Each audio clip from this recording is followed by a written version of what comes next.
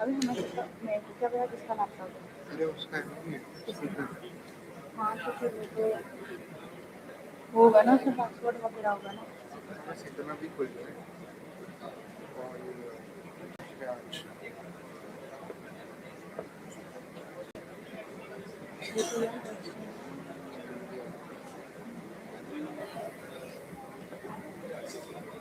हाँ ठीक है चल जाएगा। कुछ चेक करना है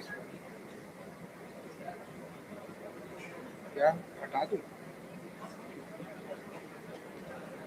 एक सेकेंड तुमने हटाया चल रहा है ना बस ठीक है। कुछ और तो नहीं चेक करना भैया से पूछिए।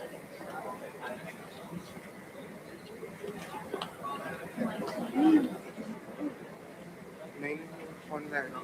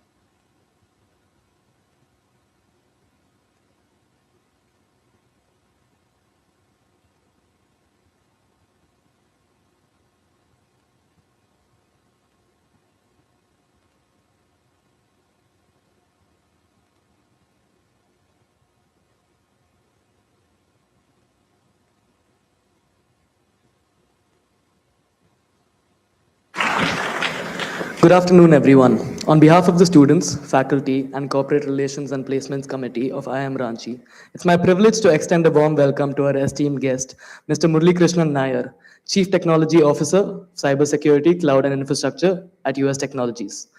With nearly 3 decades of experience in global technology leadership, cloud infra, and cybersecurity, Mr. Nair has built an exceptional career leading large-scale technology transformation initiatives across international markets. At UST, he serves as the CTO for CyberSec and Cloud and Infrastructure, where he drives strategic initiatives in cloud transformation, cybersecurity, and enterprise technology. Prior to this, he served as the Global Head of Cloud Infrastructure Services and Managing Director at Cyberproof, leading cloud infrastructure, infrastructure management, and global technology operations. Earlier in his career, Mr. Nair held senior leadership positions at IBM, Tech Mahindra, NIIT Technologies, and Ford Motor Company, successfully managing global infrastructure programs and enterprise technology initiatives. A BTech graduate from Mahatma Gandhi University and an MBA from Loyola Institute of Business Administration, he combines deep technical expertise with strong business acumen. His leadership philosophy, shaped by extensive global experience, cross-cultural collaboration, and commitment to innovation, continues to inspire professionals across the tech industry. We are truly honored to have Mr. Nair with us today and look forward to gaining valuable insights from his rich experience. Ladies and gentlemen, please join me in extending a warm welcome to Mr. Murali Krishnan Nair.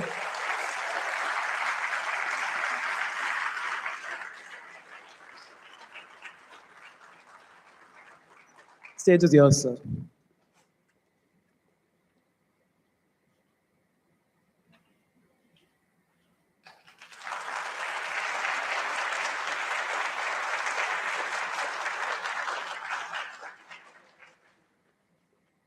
Thank you.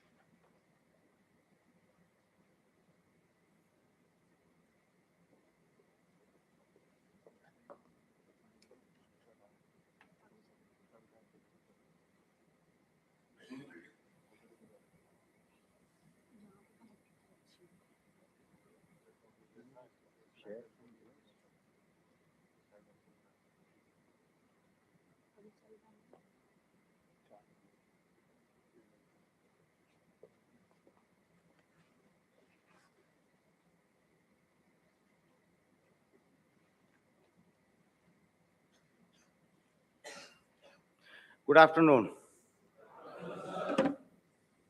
Very happy to see such a disciplined crowd.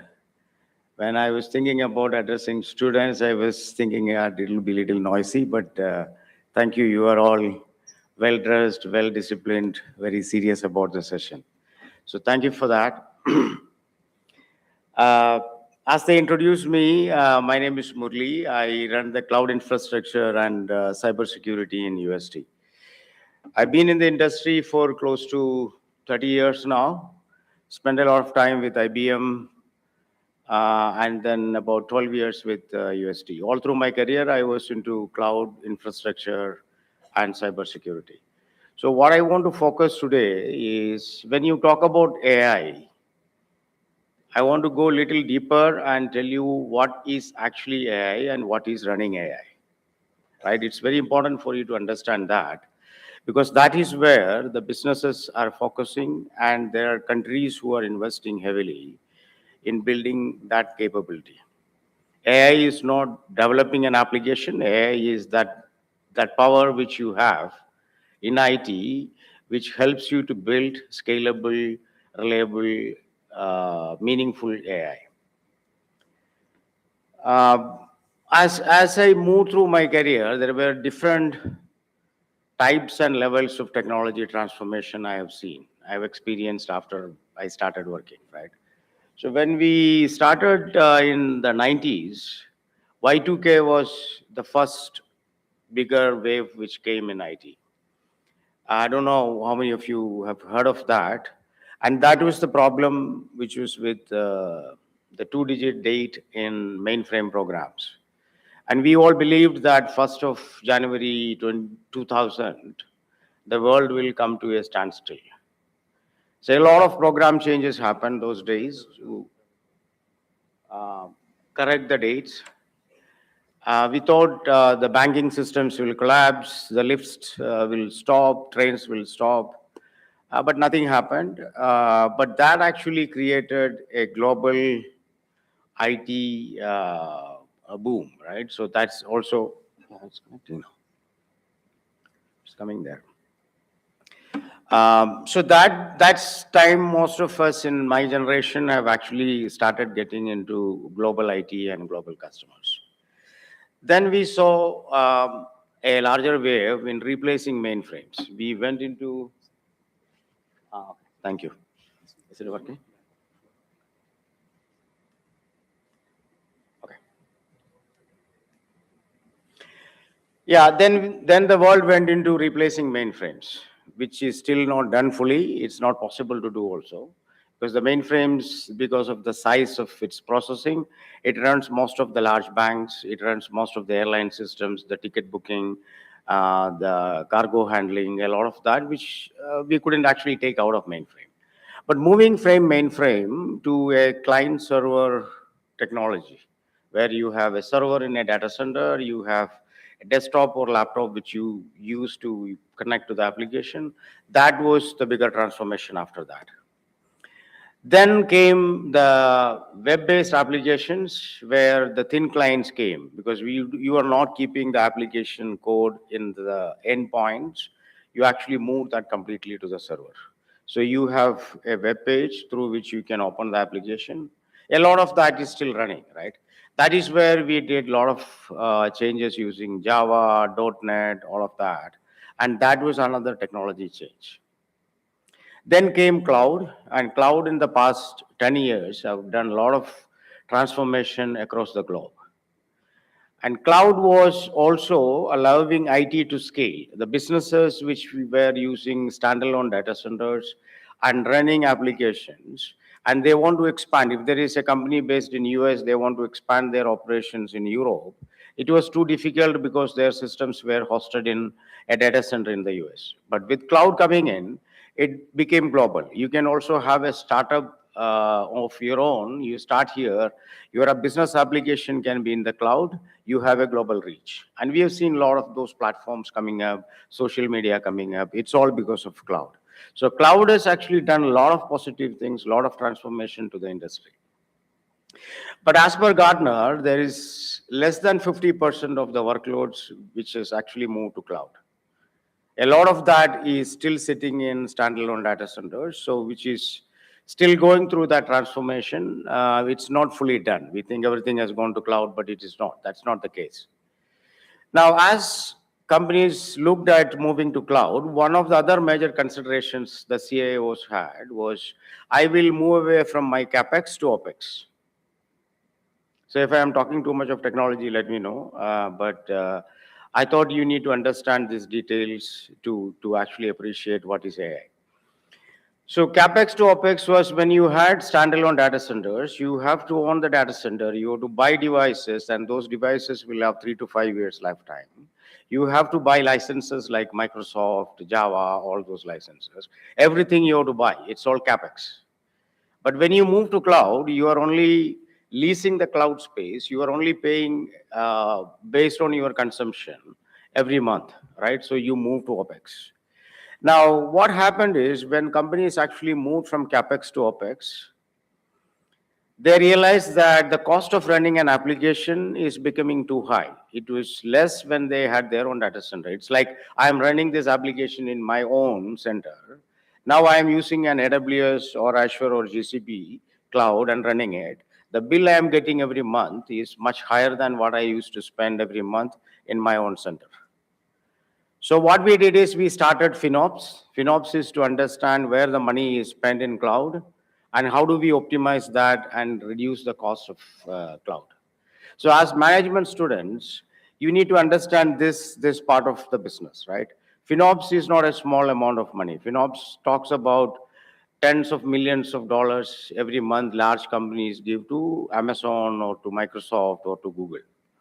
And that's a big focus for larger organizations. Now with AI coming in, AI, as you know, you put a prompt, the prompt is now moved into a token, and the token is what is actually making you spend money. So now it is FinOps 2, it started becoming tokenomics. That is, how do you reduce or optimize the spend of your AI? So you can build AI, you can have AI applications, but the cost of operating those AI is not less. It's not small. The tokens will cost you, cost the organization. So let's say you have 10,000 employee organization. You give everybody access to AI. They started building their own agents. The agents started running. And that is a huge spend for the organization. So you need to have governance. You need to have control on the tokens. So that's the tokenomics part of it. So that's kind of the technology transformations we've seen in the past few decades. Now, what I want to do today is to look at 4 areas or answer 4 questions. What is AI? What is infrastructure? What is security? And the most important thing, what is trust? And at the end of it, I also want to connect it with what is all this means to you. When you actually graduate and come to the world, what does all this mean to you, right?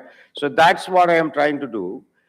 Please feel free to stop me, ask me questions, or challenge my viewpoints if you feel like, right? So I'm fine with that. Now I will start with the story, and you all know the story with this picture.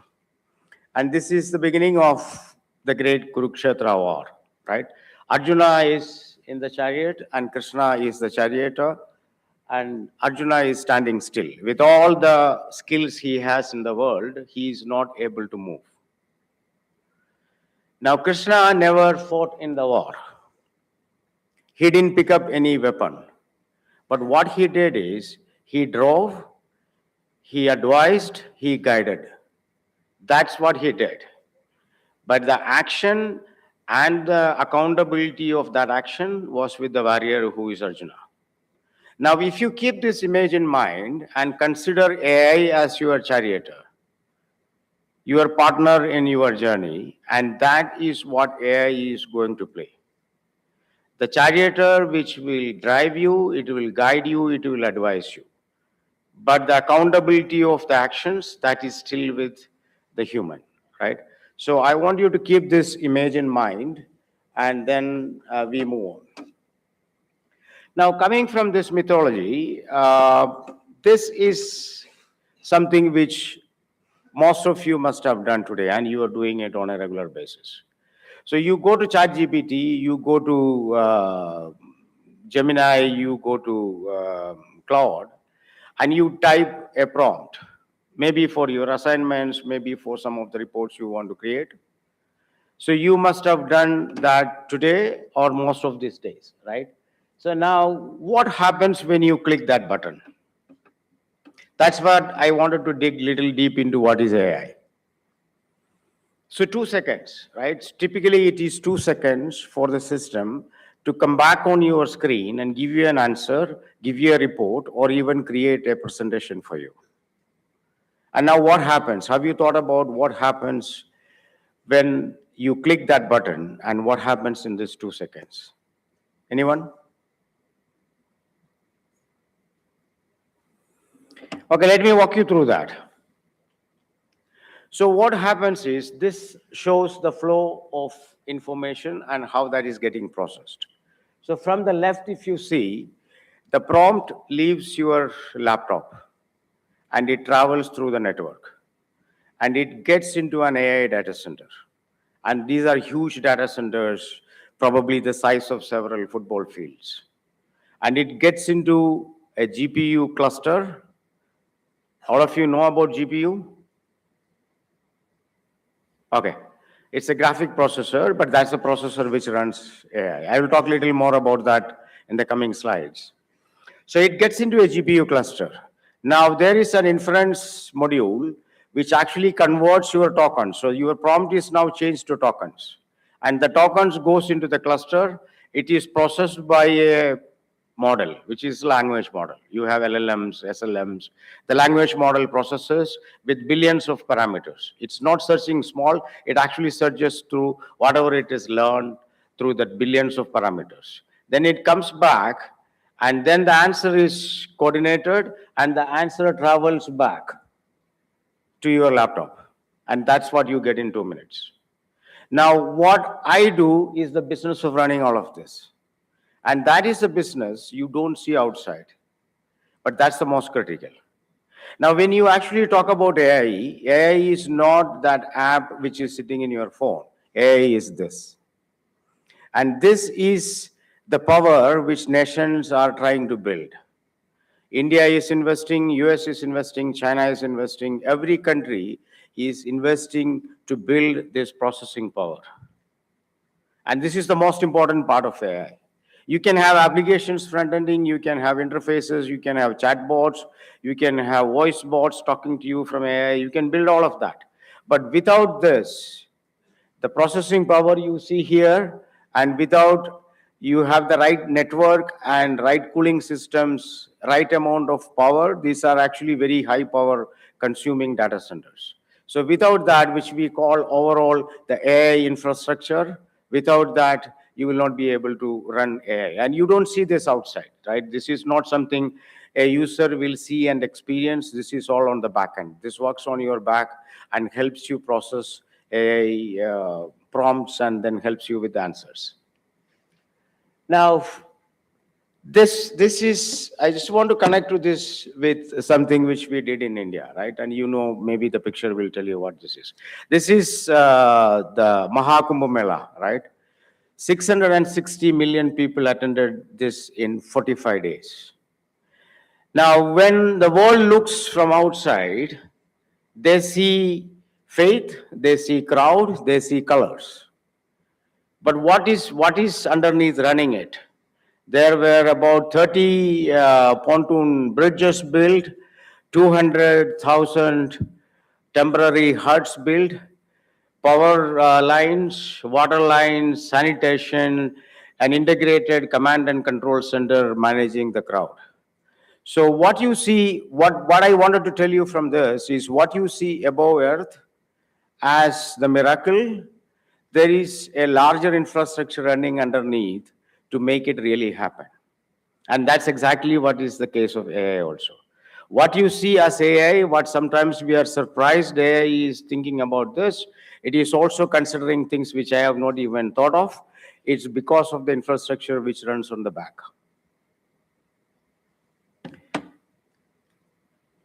Now, connecting to that, what you see on top of AI is only 10%. You see ChatGPT, you see Cloud, you see Gemini, you see Copilot. But what is running that? The GPUs, the power cooling, network, storage, identity and security, governance, all of this causes the 90% of what AI is. So the larger vision of what AI is going to help you in understanding when you actually get into an organization, you want to transform things, you want to implement AI for your customers. This 90% of things on the back end is what is required for you to run that. Having a cloud license will not help you build an application with AI.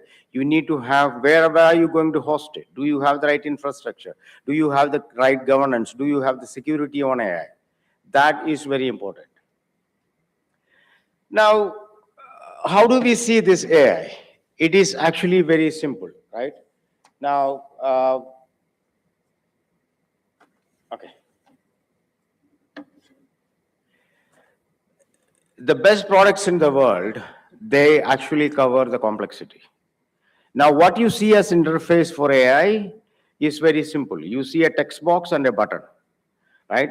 Now, but as managers, as the leaders of the coming world, you need to understand the complexity behind that.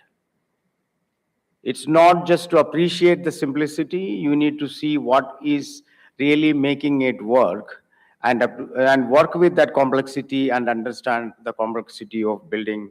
This is uh, how this is running, right? The simplicity of making that complex product. Now look at this. Electricity, it took 50 years to reach masses.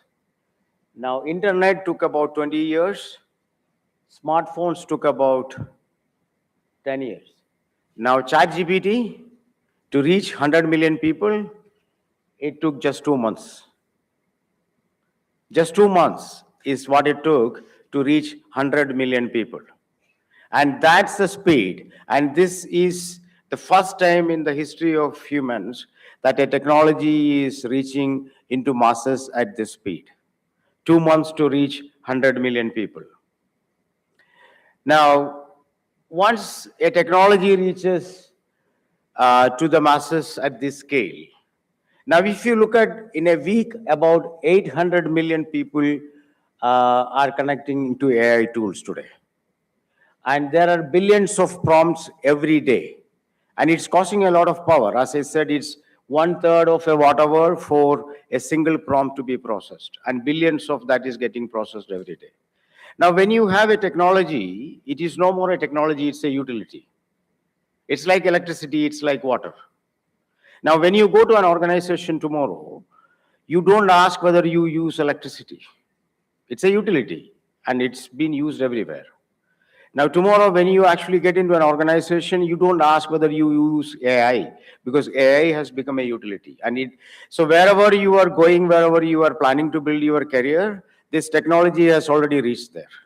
And by the time you get into that organization, it probably would have matured much from what it is seen today. So keep in mind that you need to embrace the fact that you have to live with that utility. So if you are not learning the technology, spend your time while you are here. As I know you are busy, you have a lot of day and night classes, overnight assignments, appreciate all of that. But learn about this technology.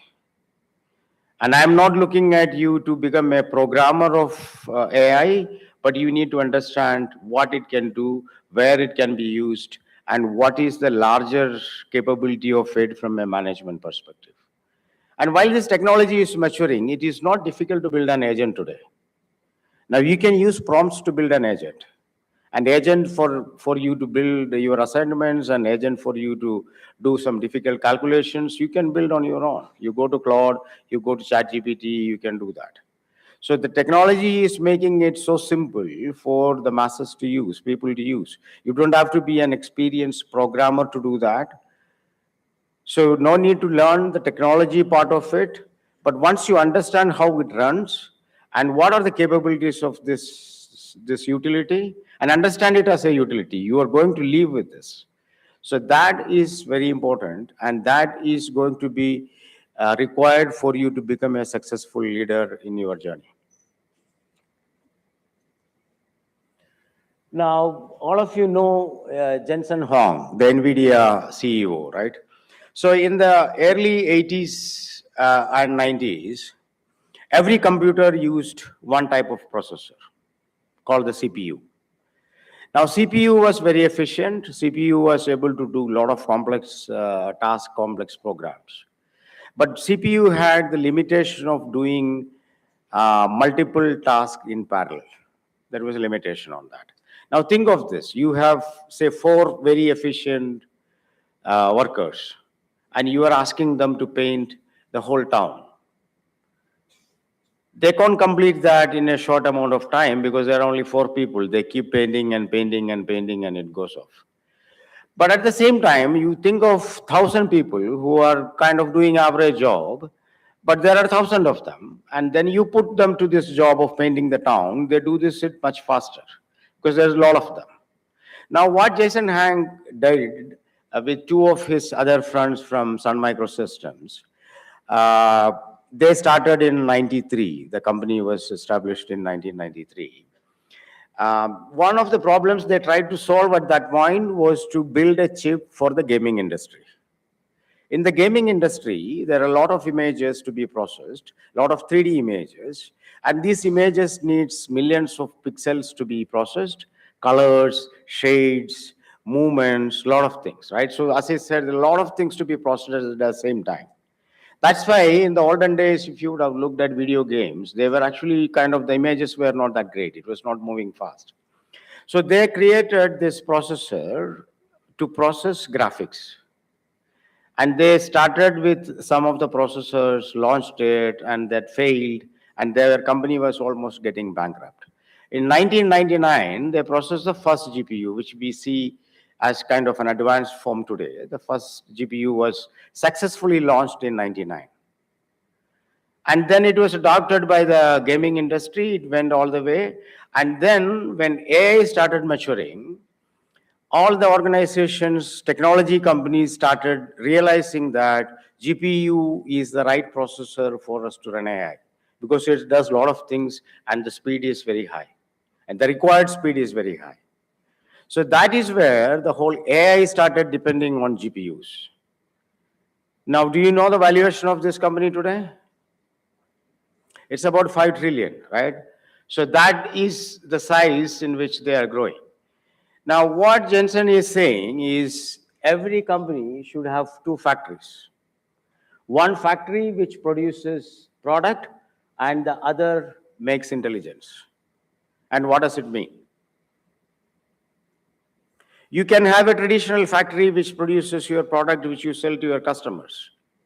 You look at a bank, it has got its services going to customers, but the intelligence factory of the bank should be looking at the credit data and creating intelligence based on the credit.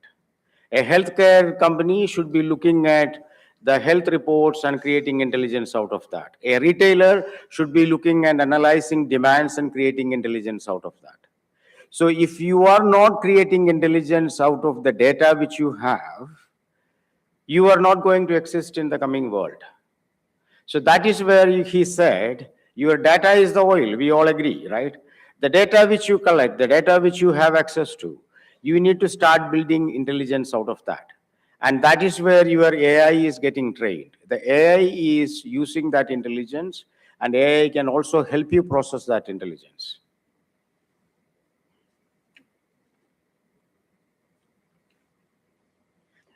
Now, if you're thinking that AI is still in the lab, look at this. This is a real use case. JP Morgan Chase, one of the most governed, conservative financial services organization, bank in the world.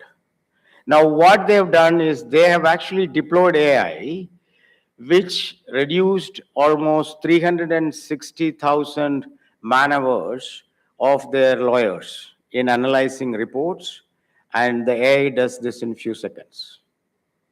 360,000 lawyer hours got reduced into few seconds. They've started using this in real business. They also deployed AI as a business support agent for about 200,000 of their employees. So this shows how organizations we think are conservative, those are governed by so many regulations, they are already using AI. So this is already in use. This is not in the lab anymore. They are already there, right? And this is getting spread. This wave is going to kind of getting into retail, it is going into healthcare, it is going into insurance sector, into transport, into logistics, everywhere. Wherever we used to spend time in analyzing and making decisions, AI will do that. But as I said, the decision is human. It can show you what are the options you have. We are not in a stage yet where we leave the decision to AI, right? That is where the human in loop comes into picture. So where the warrior comes in, the chariot which I showed you, AI can guide you, AI can help you with advices, but the decision and the accountability still comes back to the human. Now, I'll take you through one of the arcs in one of those industries. You look at this, this is the retail sector. Now, when we started using not AI, at least the advanced automation on IT, we used to search for products, right? You go to an e-commerce site, you search for a particular product, it comes up with a list of those products. Then you look at them, you decide what you want to buy. Then what happened? Now you go to Amazon, for example, and search, it will recommend, right? So it actually moved in the curve. It started recommending you that these are the best options you have because of the usability, because of the price, because of the availability of the product. It started recommending. Now then AI comes into play and AI started assisting you, right? It actually contextualized and it compares the different products and also gives you better suggestions on what you can buy. Now we have gone above that. Now you look at Amazon has got this Ruffles or Walmart has this Sparky, which are actually agents which will buy for you.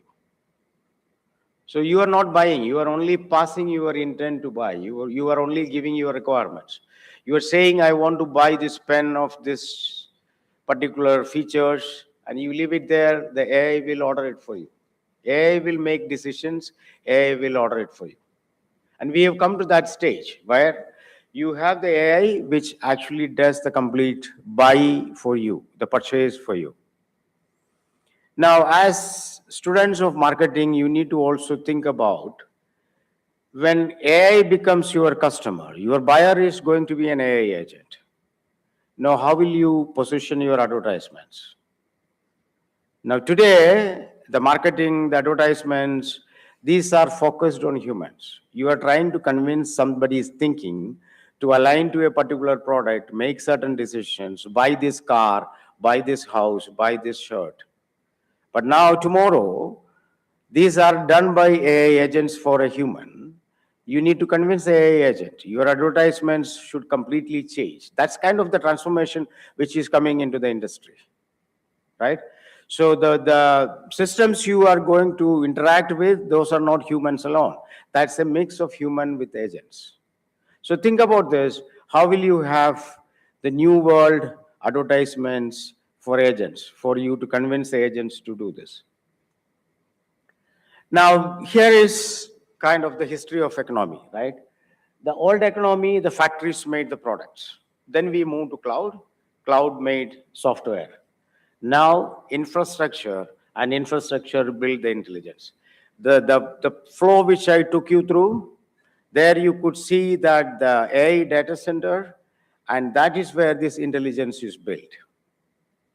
So that is where the economy is moving, right? The economy is moving from factories which produce products to cloud which builds applications to an economy where infrastructure is building intelligence. Now, the world is pouring concrete in building this. So this is why you need to see that how serious the world is about this, right? So today, if you take it from US to China to India to the Europe or to the Middle East, right? There are huge data centers getting built. There are power systems, cooling systems, power grids, network connections. So this has become a big real estate, concrete business today. What all of them are building is the intelligence, the power to build that intelligence.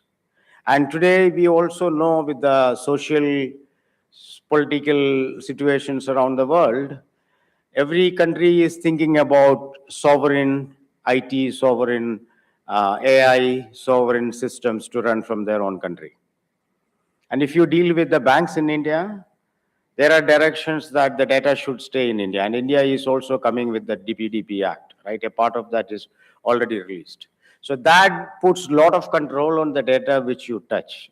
Since we work with a lot of banks in India, from the State Bank to ICICI and a lot of them, there is a lot of controls on what cloud you are doing, how using for them, what product are you using. If you are using a software as a service, the SaaS products, where is it hosted, right? Earlier, those questions were not there. You can have a SaaS product which is hosted in Singapore, hosted in London, wherever. But today, when you use it for any of those regulated industry or to the government, you have to have them hosted within India. And this is not only an India thing, it is there in Europe, and Europe has all these small countries. Every country wants to have their own. And then things are changing where US wants everything in US, Middle East has multiple countries, they want to have their own. So this has become a huge investment. Now, there is a time when we went through this, I talked to you about the cloud transformation and how data centers were getting exited and companies were moving to cloud, right? So that was a time when the individual data center business was actually going down. There were not many takers for data centers. They actually moved to cloud, and the data center investment was actually getting challenged. A lot of companies became bankrupt and all that. But today it's changing. Today, the investment and the processing power of data centers is a key thing. And a country's intelligence overall started getting measured on what is your processing power, how many watt hours, kilowatt hours you are using in your data centers. That shows the power and the size of your intelligence in the country. So this is a very important move. All of us should understand this. Now, here is the race, right? So which I was just mentioning about. Now, US is obviously leading this because they are leading it from the technology side. They are working on the AI with OpenAI, with Anthropic, and they are building that large LLM models and intelligence from a software side. China is coming with a lot of open models, and a lot of that we have seen in the news that their models, which are actually open, which anybody can use, not licensed for use, and they are building those kind of models. And a lot of other nations are also investing, and India has our India AI mission, and we are trying to build that large AI platform on our open public platforms like Aadhaar and UPI. And India is, and then if you would have heard about the company called Sarvam, which was an AI startup started in 23, and they're also 1.5 billion in valuation. Right, so there is a lot of work happening within India also into the AI. You don't have to get scared about the technology. As I said, this is no more a technology discussion, it's a business discussion. Right? If an industry wants to change or transform to AI, the discussion is not with the CIO or CTO, it is with the business. If I am talking to an insurance company in India, or let's say LIC tomorrow, wants to change the way sell policies using AI, that is a business decision. And that is something which people like you who understand the business needs to drive. The technology which is going to be used there are multiple options for that, but you don't have to get into the details of that technology. And similar thing with banking, similar thing with transportation, logistics. The business is driving that transformation. The business is actually investing in this transformation. It is not the CIO's budget. It's not the technology budget which is bringing this transformation. It is the business who is investing in this transformation. Now, with that, I come back to this story again. Now, I said I want to talk about four things. I want to talk about what is AI, what is infrastructure, what is security, and what is the connect to trust. Now, I will go into security. Am I doing okay on time? Okay. I want to get into security.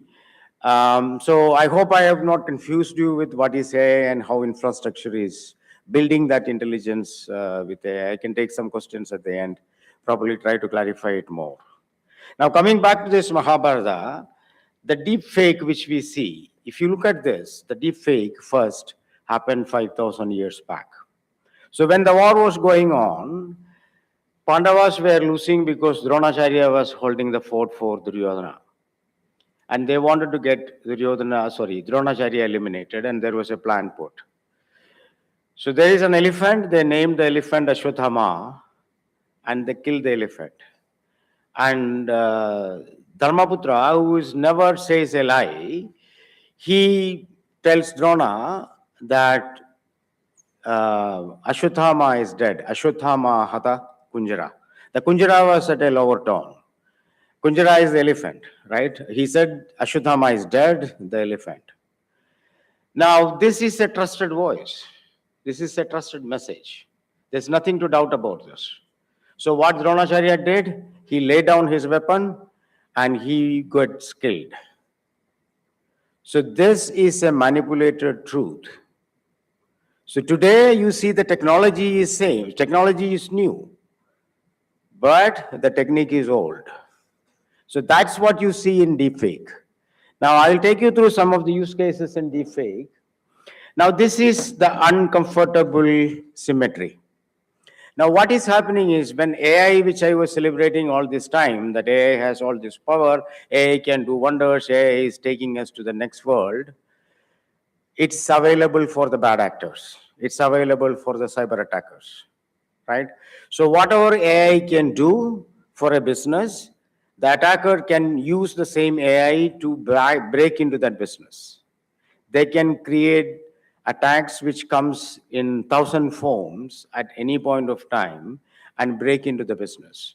If you heard of Mythos, it was not launched, it was kind of announced by Claude, Anthropic, that is a vulnerability assessment AI.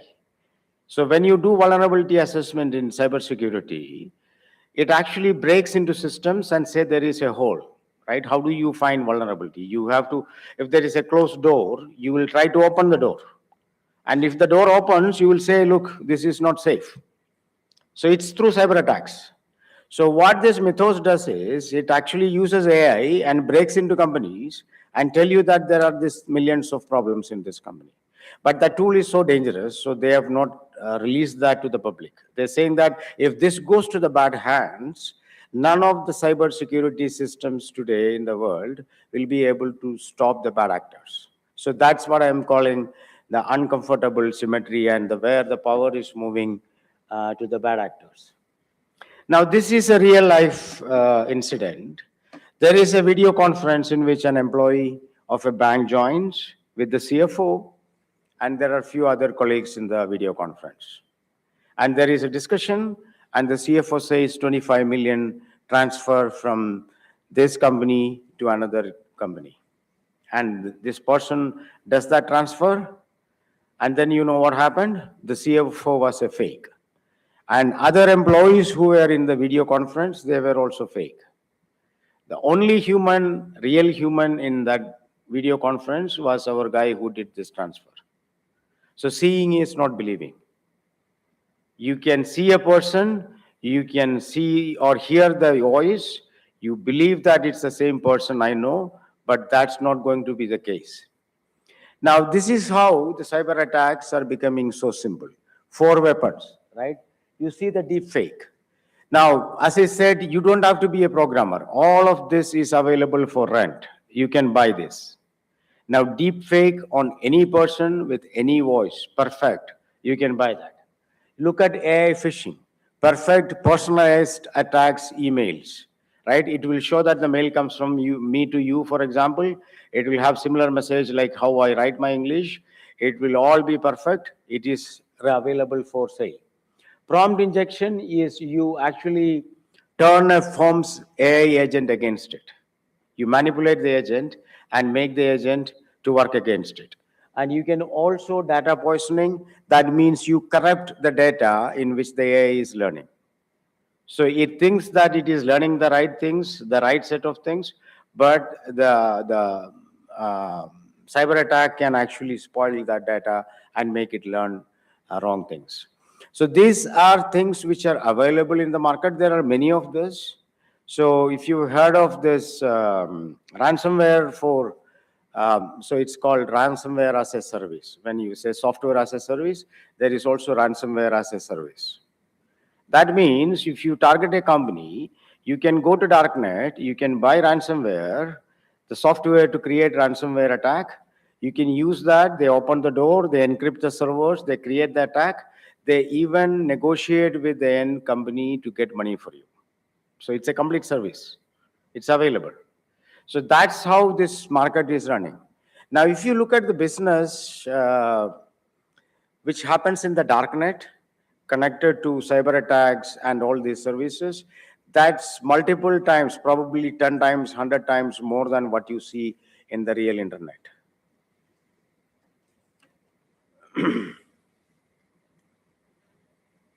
Now, AI for security. So the good part, so I spoke about what is kind of worrying factor about security, right? Now, when you run cyber security, we run cyber defense. The cyber defense is typically run from a place called SOC. It's a security operations center. There are people sitting 24/7, monitoring systems, monitoring logs. They actually correlate those logs, make sense out of that. And they find if there is a problem, they actually take action immediately. Now, AI is available for the SOC to operate. So we now call it as agentic SOC.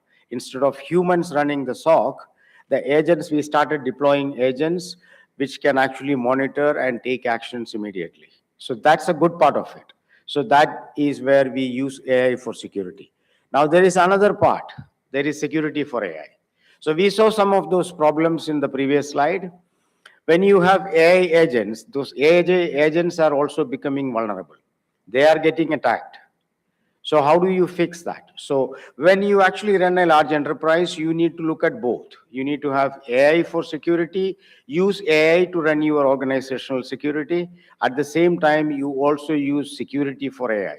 The agents you run, they are not perfect. They need to be protected. They need to be covered from external attacks. So that is where we actually look at both, security for AI and AI for security. Now, I spoke about vulnerability. This is also actually, I just want to connect to this so that you understand what that vulnerability means, right? So when you look at a ship at sea, there could be dents, there could be holes, there could be multiple of them. But what is most important is there a hole underwater? And that is your priority.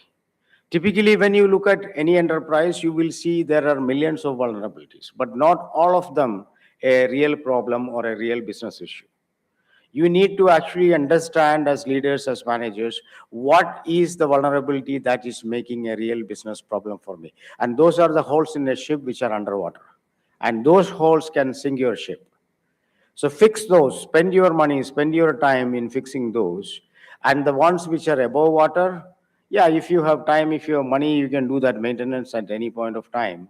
But those are not important. So don't waste your time in running around and fixing all of the issues which you see. It is always the problems which you see underwater, that is the one which can sink your ship. Now, the discussion in the boardroom is also changing. Now, if you look at from here on one, the board is asking the CIO, how do we scale AI?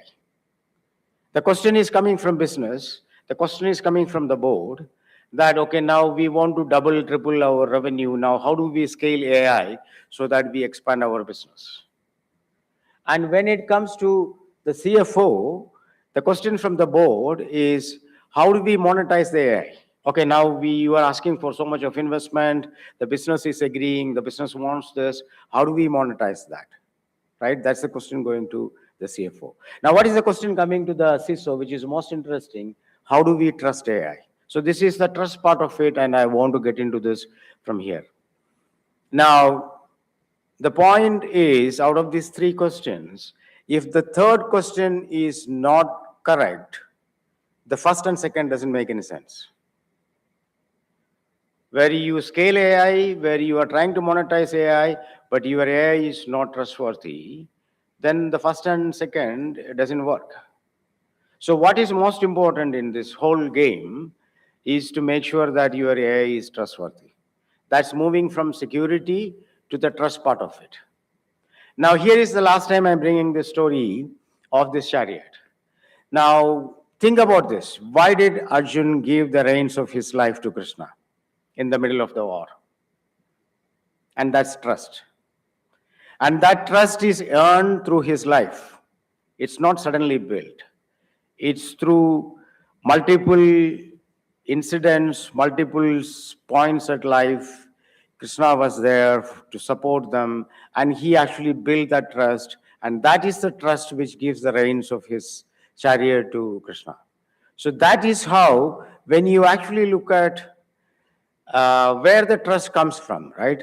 And that trust is the AI you build, and the AI is through multiple tests, multiple ways of operations, multiple set of data it is used to train. The trust is built on that, and that is where it is really getting kind of really useful. Now, there are three myths which I wanted to talk about, and you can also question these myths later. Now, AI knows everything is a myth. But the reality, it hallucinates. And it hallucinates in real form that it actually makes you believe. So I was writing a paper. This is my personal experience, right? So I was writing a paper, and I wanted a few words of poem about the nature. So I went to ChatGPT and said, can you actually quote few Wordsworth lines about nature? So it actually, I said 4 lines. It actually gave me 4 lines. So I went through that. The first 2 lines looked okay to me. The second 2 lines are very attractive, very good. But I had a doubt whether it's really Wordsworth. So I went to Google again. I searched these lines, and I realized that it's not Wordsworth. It's not Wordsworth's poem. It is not. The first 2 lines are yes, but the second 2 lines were not. But it's very connected. It's very good. It's beautifully written. So I went to ChatGPT and then put these 2 lines, and that is this really Wordsworth? And you know what it replied? It said, I wrote it for you. So it's not hallucination. It's where it actually tries to do things which you don't think it actually does. It doesn't do, right? So it's actually doing something which is not, I would say, kind of, you never thought that it will do. But the hallucination is much dangerous to that. It actually gives you answers which are completely wrong. It takes you to a completely wrong path. So that is the reality. Now, AI replaces human, and I'm sure the previous speakers also must have spoke about that. It only replaces task. You as leaders, you as managers are still required there, and as I said, your AI is your charioteer. It's not going to replace you. It's the guide, it's the person, or it's the agent which will drive you. It will give you options, but the decision and the accountability is still with you. It's not going to replace you. AI is a software. It's not because I am from the infrastructure side. I don't agree with that. AI is infrastructure. Now, there could be difference in this argument. It could be a combination. I agree it's a combination, but the intelligence in AI is all infrastructure. It's not software. Now, from chatbot to colleague. So what you will see when you start working is the chatbot which you see. Let me go there. Sorry. Yeah. So from the chatbot which you use today, it's going to become your colleague. So when you start working, the teams which you manage may not be all humans. It will be a combination. You will have humans, you will have agents. So you need to learn to manage that kind of a combination of the team. And you need to be handling people problems where people actually have problems with agents, right? Or maybe there could be people in your team coming and complaining that you are not giving this good work to me, you are asking the agent to do that. So there could be different problems, new set of problems, right? Today we see that, managing people, managing teams, managing expectations, we learn that to some extent, we understand that, we look at how the HR way of doing things, how do we motivate a team, but then that will completely change when you have a combination of agents and people in the team. Now, there's one more thing that this is interesting. The analysts say that about 40% of agentic AI projects will be cancelled in 2027 or by 2027. While we are also all saying that there are a lot of AI projects going up, a lot of things happening around the world, why is this coming in? Now, look at these 4 problems which they have stated, right? Weak business case, poor data quality, unclear execution, weak governance. Now read through this again. There is not a single technology problem. These are all management problems. Now, when you are actually talking about weak governance, poor data quality, weak business case, unclear execution, the problem is we are not selecting the right agents to build. So that is going to be another problem or interesting problem which you will face when you start working, right? Learn to select the right use case to build agents. It's not that you want to transform an insurance company, you created agents left and right, you will fail. You learn to select the right agents where this use case makes sense for my business and then invest only on that. And that is where a lot of these projects they say which is running today is the first reaction from the set of managers today. That I want to build an agent, oh, that team is building agent, I also want to build.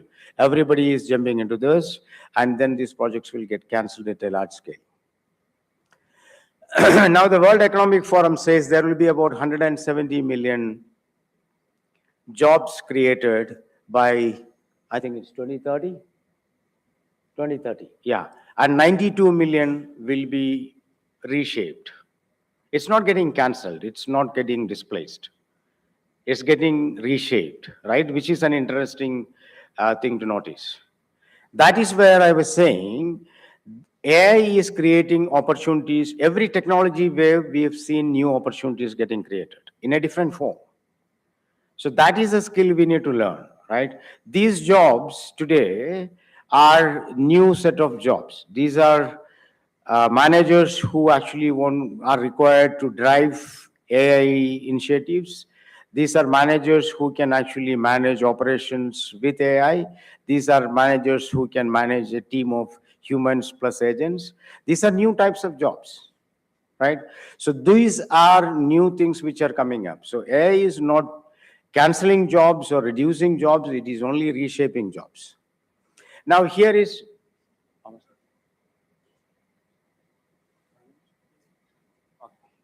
10 minutes, 5 minutes.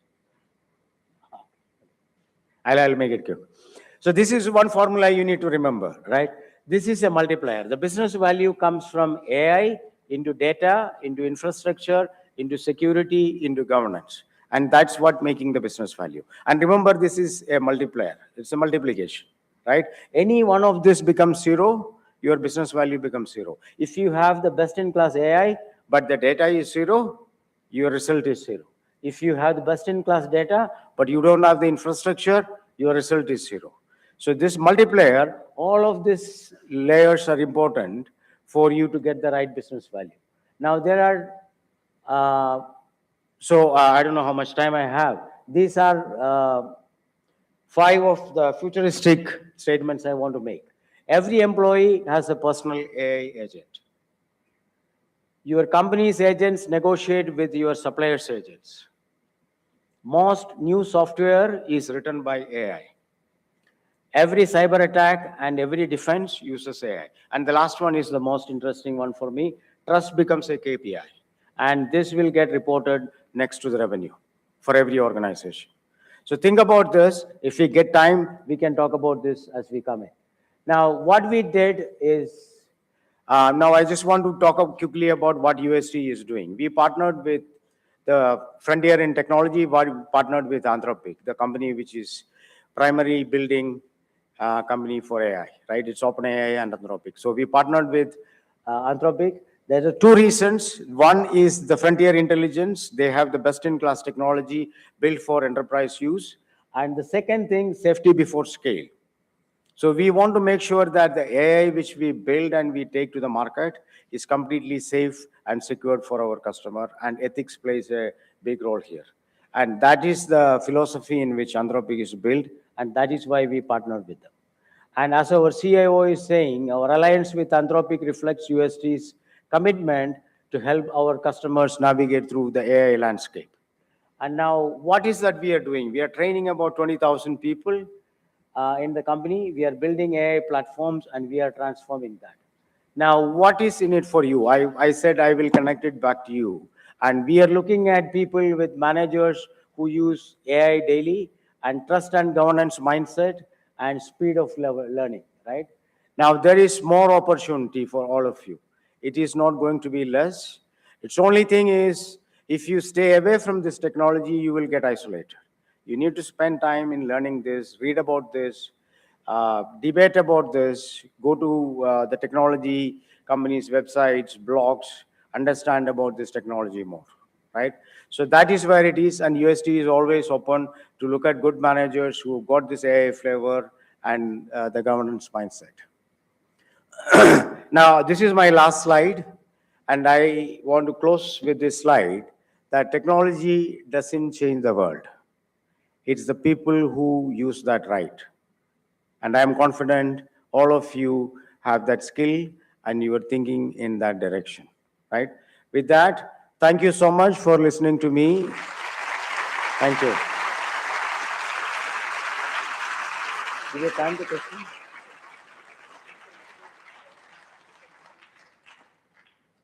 Yeah. No. If there are any questions from the one or two questions, I can take.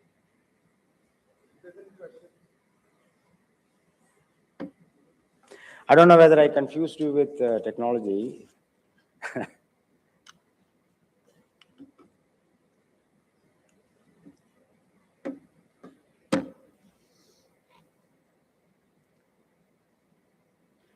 Or did you connect with what I was telling about the infrastructure and what AI is? Good. You have a question? Yeah, please. Is there a mic? Good afternoon, sir. My name is Kunark. I'm from MBA first year. So as you lead the cloud infrastructure and how do you maintain the balance between innovation and the compliance to regulatory frameworks like DPDP is in India, which is digital personal data protection, and there is GDPR in Europe, like general data protection regulation. So how do you maintain the balance between innovation and governance? Okay, great question. So as I said, see, sovereign cloud or sovereignty in overall IT and AI is becoming a great interest to many nations, right? So when we actually start building products, you can build it in any of these places. But at the same time, when you actually run that system, the infrastructure needs to be in that particular country. Now, if I build a product, an application or an app, which is AI enabled, I can build it sitting in India. But when I host it for India, I need to run it from a data center in India. Similarly, if I take to say Barclays Bank in UK, I need to host it in UK and run it from there. And we need to also comply with the laws of the land to see that it has got the right security, right data protection, the personal data protection laws which that country has. So we need to do that way. I can't actually put it in one place, in one country, and then deploy it into multiple places. But there are some industries which are a little more lenient, which are not fully regulated. But most of the things to touch with banking and financial, healthcare, defense, these are all very particular. Any country you take for that matter, France is very particular, Germany is very particular that everything should be in Germany. So that is how the world is. Unfortunately, as I said, the geopolitical situations in the world is driving that kind of a mindset with the rulers. Thank you, sir. There's a question in the back.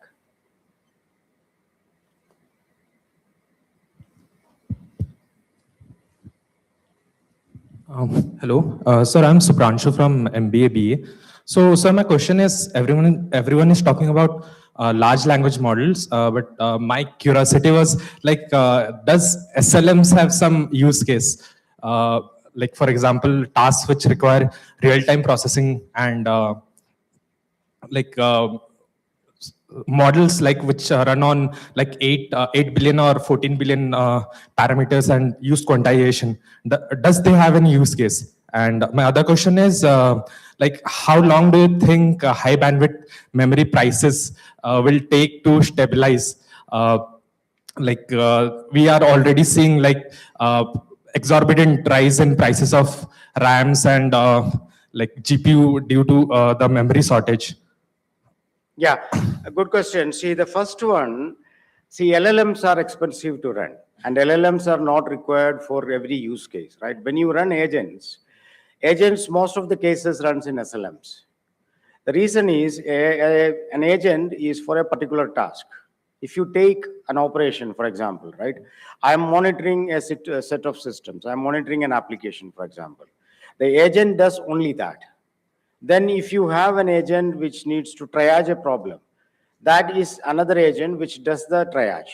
So you use SLMs for that. You don't use LLMs. So similarly, when you come to business applications, if the function is only doing a particular set of thing, it is an SLM use case. It's not an LLM.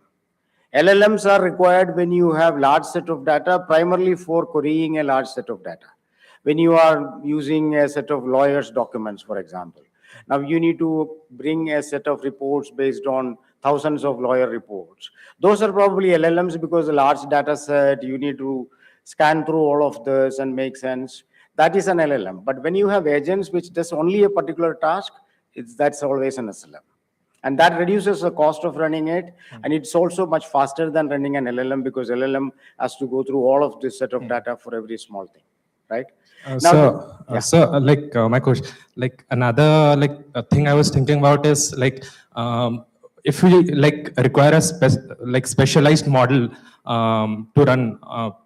For example, banks, they require specialized, operations for their own application. So can they build their own localized AI data center to Oh yeah, they can. They can. See, if you see the market in India, there are a lot of data center providers who have invested in AI hardware. Like you take Adani, for example, Adani's data centers. Or there are, Rota is another data center provider. There is, Equinix is not in India. There are a few other data center companies in India who've actually invested and made those kind of AI farms. So you can directly lease that and host it. Or if the bank wants to have their own hardware, they have to buy. But today, like your second question comes into, the GPU hardware is very expensive. And the GPU hardware wait time is 8 to 10 months. You order something, you will get only after probably a year. So building your own is not that easy. That is where people are looking at, oh, it's available, so let me lease it and start it. Both does the same thing. But if you want to build their own, the banks can always build it. But then it takes time for you to get that hardware. And that is connecting to your second question also. See, it is always supply and demand, right? Today, the demand is too high. And we are dependent on few companies like NVIDIA and few other companies bringing those kind of chips. That is why the demand is high and the supply is low, the price is very high. It will get neutralized, it will get stabilized. But I don't know how many years, but what we have seen in technology is it's not going to stay there forever. It's probably another 3 years, 5 years timeline. Everything will come to kind of a mass production and a lower price. Thank you, sir. Okay.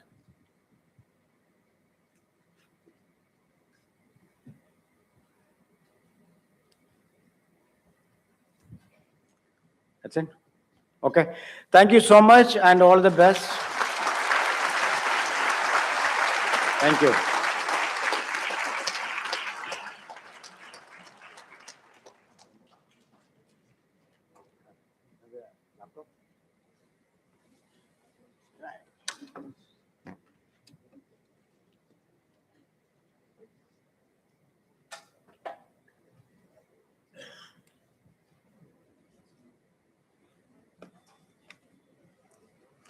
Thank you, sir, for sharing your rich experience and valuable insights with us.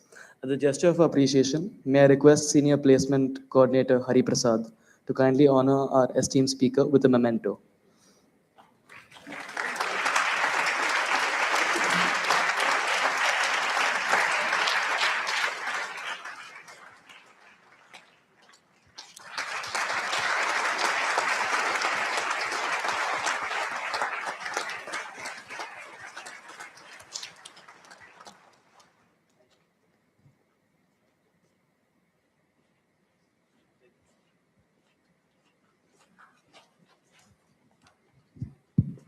Thank you. Bye.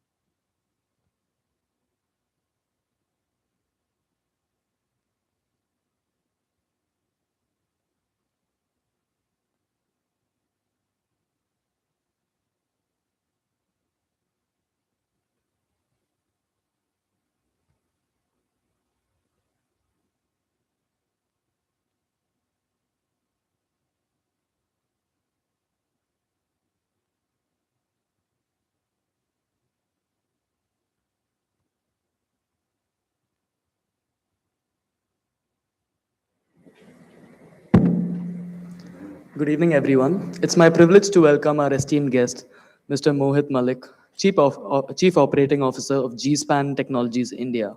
With over 26 years of professional experience, Mr. Malik has built a distinguished career in global delivery, business transformation, and operational excellence. Throughout his career, he has partnered with leading global enterprises to modernize operating models, build high-performing delivery organizations, and drive large-scale digital transformation initiatives. At G-Span Technologies India, he leads the company's Indian operations while spearheading initiatives across global business services and GCCs. His leadership has been instrumental in helping organizations establish scalable capability hubs, strengthen operational excellence, and leverage technology and innovation to deliver sustainable business outcomes. Beyond business transformation, Mr. Malik is widely recognized for his people-centric leadership, fostering a culture of agility, continuous learning, and employee development. Under his leadership, G-Span has consistently earned the prestigious Great Place to Work certification and recognition among India's top 100 best workplaces in IT and IT-BPM. It has also been honored, he has also been honored as a great manager to work with, reflecting his unwavering commitment to nurturing talent and building high-performing teams. We are delighted to have Mr. Malik with us today and look forward to hearing his perspectives on leadership, operational excellence, and the evolving business landscape. Ladies and gentlemen, please join me in extending a warm welcome to Mr. Mohit Malik.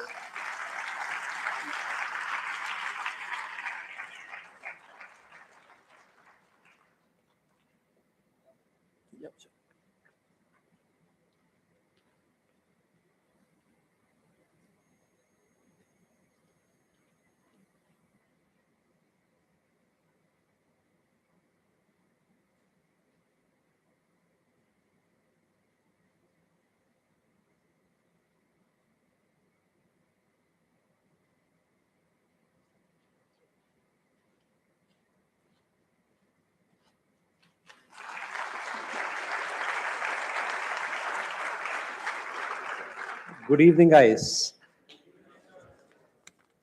I think that was a long introduction, and you might be bored, I know.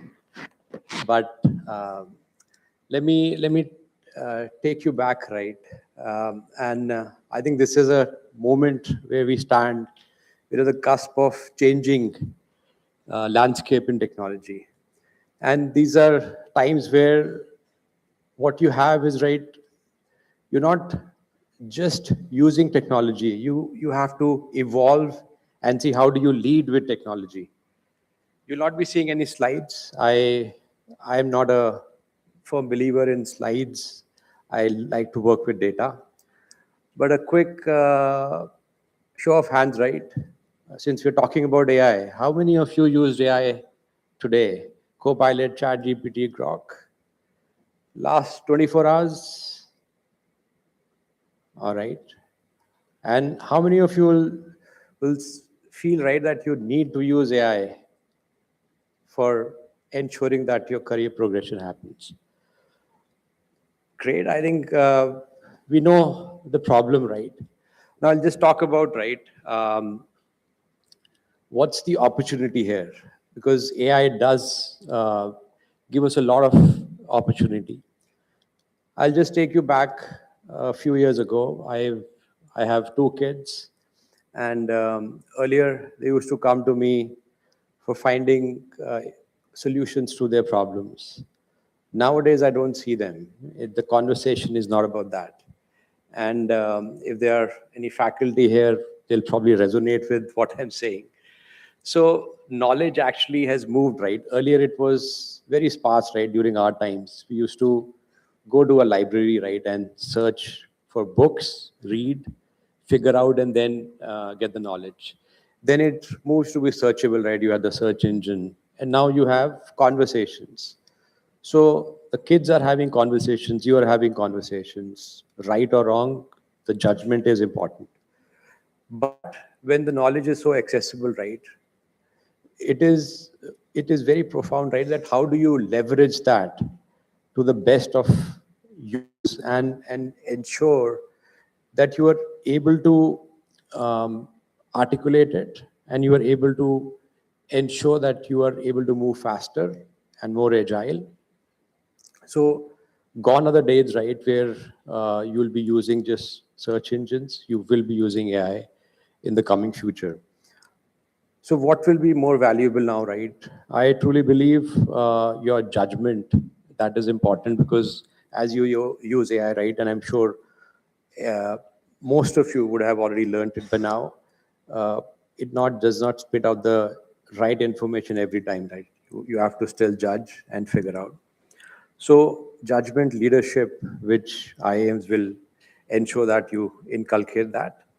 And the creativity and the character, right? Because we need to all work in the ethical boundaries. And that is where, if you start imbibing these right now, you'll go a long way.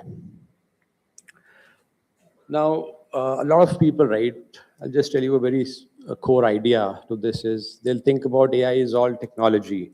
I come from a tech company, G-Span Technologies, but we're IT services, but it's not. Actually a organizational revolution wherein your entire organization is changing because of AI. And just the technology, right? It does not create excellence, right? You go to an organization, will say that, hey, I'll just use this technology. That's not going to cut it. You need to have your processes. You need to have a culture. You need to ensure that the human angle, because ultimately we still work with humans, right?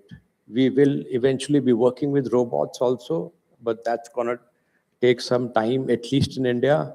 In US, right, I was there last month, and you had Waymo, which is a taxi. You just call that taxi driverless. But for now, it's not going to come in India because we do have humans who can do that job. So what would create excellence in these enterprises, right? You need leadership, you need culture, you need execution. And then the operating model, right? All companies have it defined, but ultimately what you need to have is ensure that it is going in the right manner every time, and you are evolving as we speak. So how would you see the future, right? The actual companies will be winning the competition, right? They will not be using the best AI, right? Everybody has access to the same AI, the same model. I can buy it, you can buy it, the same models. But what we'll have is the organization that has IT enabled and they're using AI to the fullest, and not just one particular silo, the entire company, be it support functions, be it technical leadership, everybody has to use that.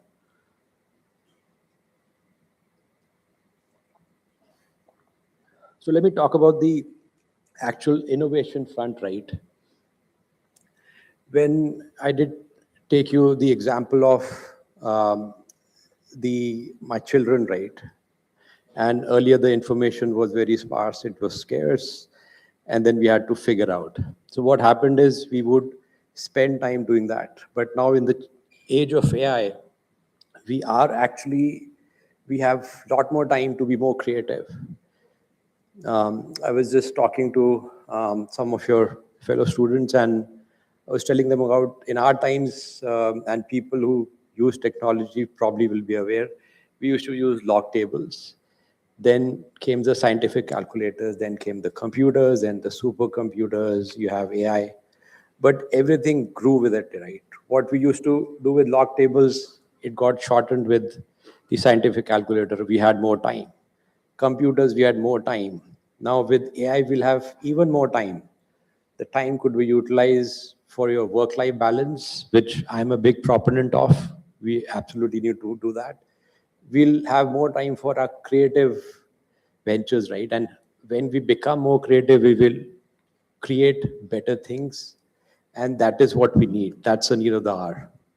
So AI is actually lowering the cost, right? What we used to experiment earlier, we will think twice about it because the expense will be more. Now the expenses is getting lesser and lesser by the day. Compute is still a challenge at this point in time, but compute is reducing at such a fast rate that half-life, right, is changing drastically. What we used to think will take 3 years has now condensed down to almost 3 to 4 months. and that is evolving as we speak. Let me ask you a quick question, right? How many do you believe, right, that just what you learned here at IIM will take you in the next 20 years, right, build your careers? How many of you believe that? None? IIM is not teaching you anything? So I'll tell you a story, right, very close to my heart. I met Gurcharan Das. He's the ex-CEO of Procter & Gamble. And that story does resonate with the current landscape and AI. This is a story about a guy called Kamle. He was from a very small village in Maharashtra, did not have any degree, did not know how to speak in English. In fact, the funny incident is he used to tell, instead of Procter and Gamble, right, he'll say Procter and Gamble. That is what he was. He was a security guard, and that too in the night shift, which is a graveyard shift, and not many people would like to do that. But inherently what he had was he was very, very curious. He would know exactly what people would need, right, be it a tea or a coffee.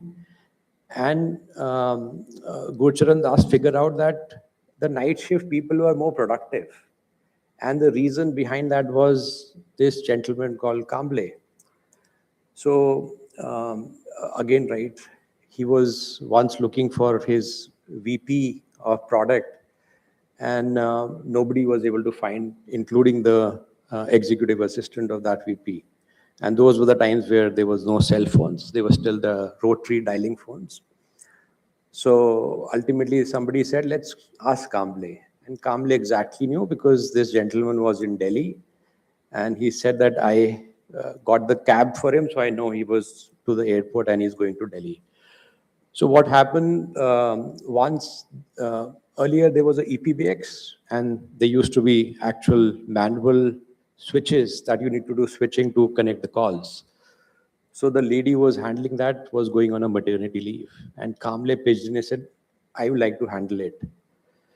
And everybody was very, very surprised at Howard, because he does not know how to speak in English. So ultimately what happened was Gurcharan intervened. They said, okay, we'll give him a chance. If he doesn't perform, we have another replacement who will come and we'll do it. So give it a week's time. So this happened. This guy was there at the EPBX, connecting calls and all. And once the biggest customer of Procter & Gamble called Gurcharan Das and said that, what happened? Did you change your the receptionist? He said, what happened? Everything good? He was actually surprised. He said, no, everything is great. It is better, right? Earlier it used to take like 5 rings to connect the call. Now it is in 1 ring. So he asked calmly, what happened? What did you do? What did you change? He said, I was just doing my job and I was fast, because there might be a customer waiting, right? There used to be call waiting at that point in time. We did not have multiple lines. So that was the interest, right? So he was very curious, judgment and the learning, right? What we are learning, AI is also doing the same thing. AI is learning much faster than what we are doing, what we are learning. So what we need to do is ensure that we keep on our curiosity high. We keep on learning. And that is something that will take us ahead in the future, much more than what others will do.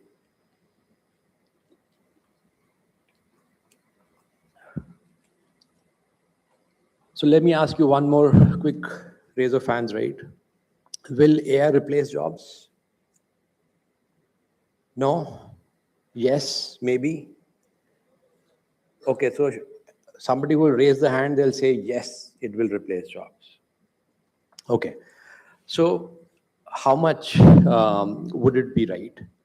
So the actual question, right, it'll just be a shift of jobs. As I said earlier also, right, things will come in, they will absolutely be there, but the job nature will shift, right? You will have AI-enabled organizations. People have started calling them AI native, even though they might be at the very cusp of starting their journey.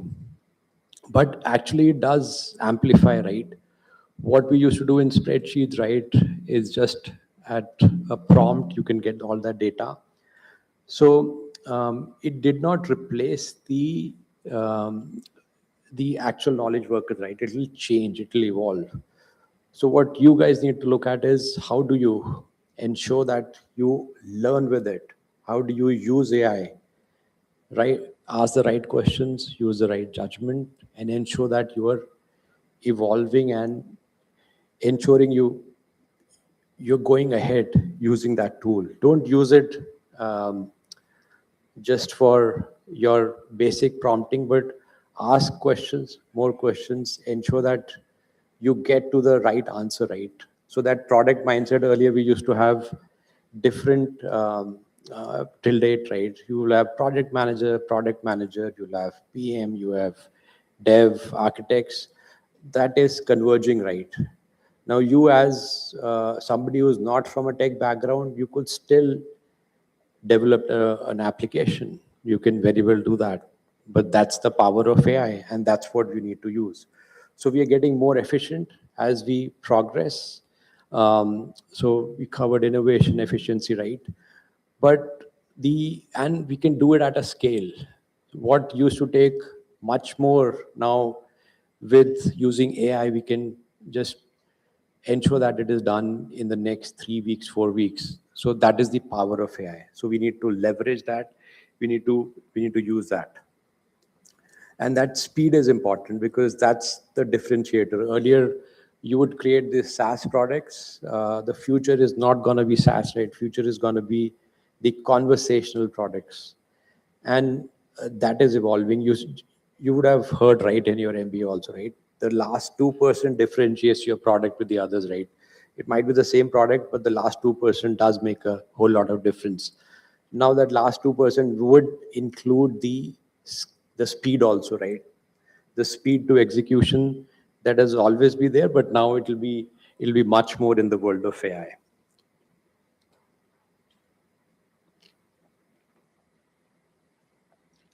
Do you guys know about design thinking, human-centered design thinking, right? Because we all are humans and that's what we need to do. So very similar concept, right? Where in a human-centered design thinking, right, you'll find the problem. There'll be unspoken needs, there'll be spoken needs of people. You'll design products or services around it. You will prototype. You will ensure that you take the prototype to the subset of users. If you need to, you want to fail fast, right? Not fail later, but fail fast. And that is where in AI also, right, you need to do the same thing, right? You need to observe, learn, decide, and then repeat the same also. And that is where, right, you guys need to ensure that apart from what you learn, right, you keep that human aspect, human angle into the picture. With that, I'll not talk about robots because I think if we just talk about India, the Western world is still embracing that because they have dearth of workers, but India, it's still a far way. And you guys are privileged, right? You're at an institute like IIM, learning.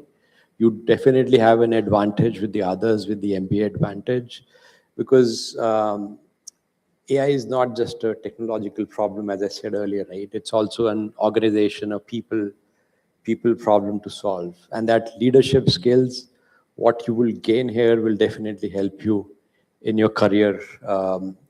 And you might be becoming entrepreneurs, you might be looking at heads of organizations, and that is where the change is there, right? And the real change. So what we need to look at is how do you put a governance layer to this? How do you balance it with the right innovation and the efficiency and being ethical at the same time? So I'll repeat that, what I said earlier, right? All about judgment, your character, your curiosity. That is very, very important. And that leads to, with the time that we have, the creativity, that does help. So again, right, I'll just have a very, very quick question, right? And no show of hands this time. I would want to have some answers. I don't know if you have mic or you can shout also. So if AI can answer any question in the world, right? Or forget the world, universe, what becomes uniquely human, right? What are those values that are uniquely human? Any answers, anybody? Go ahead.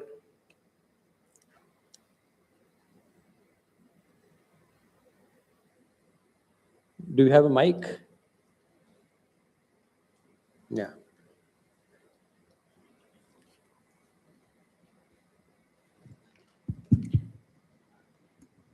Good afternoon, sir. My name is Jit from MBA.